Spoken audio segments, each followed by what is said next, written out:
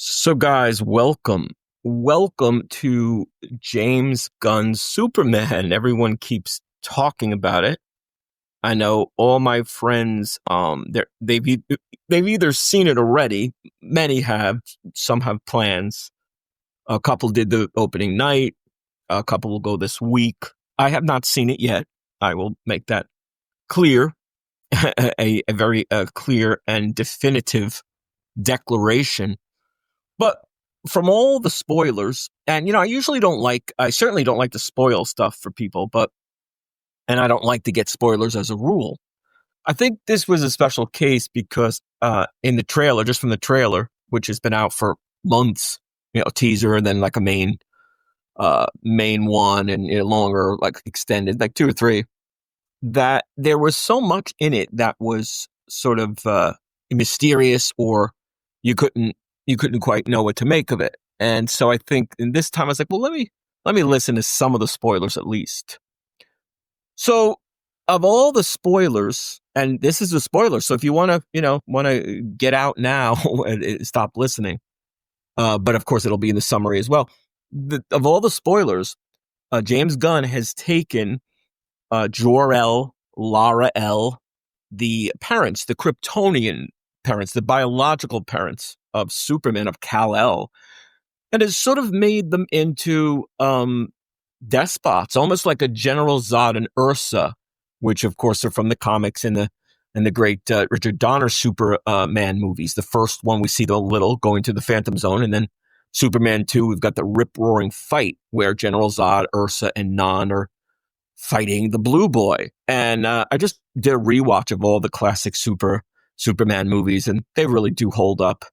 Even 3 is fun in some ways. It's pretty weak in 4, but they're, Christopher Reeve's there, and there's a solid production values in them all. But the bottom line is that now we are left, or we're into this new era where the Kryptonian parents, where Kal-El Superman's parents are bad or evil or misguided. I don't know. Basically, they're like, you've got to take over the earth, or you've got to get a harem. You've got to take as many earth women lovers and impregnate them to spread your seed. And I'm not making this up. And that way you take over the earth. Now, some people have speculated it's sort of a Lex Luthor twist. Like Lex Luthor has taken this holographic or video feed that was in Kal-El's little, baby rocket ship, and has somehow twisted it.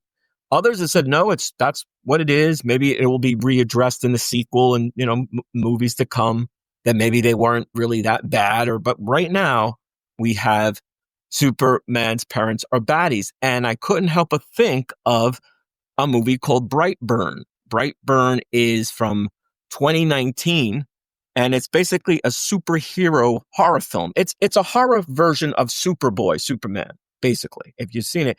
And it was written by Brian Gunn, Mark Gunn, and produced by James Gunn.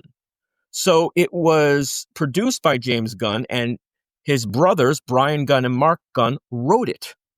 So to me, it's not a far reach to realize that was a premise, that was a message, a story, a twist that James Gunn loved, and now he incorporated it into the mainstream official Superman.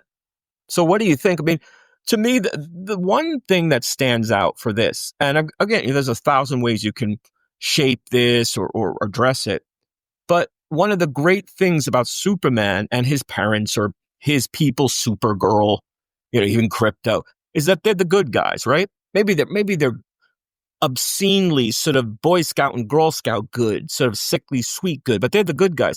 General Zod, Ursa, Nana, they're the bad guys. So now, so what is maybe Jor-El and Lara, maybe his parents are just like General Zod. Maybe they were buddies. Well, I guess they kind of are in the comics. There's linkages because they're both in the council or what have you.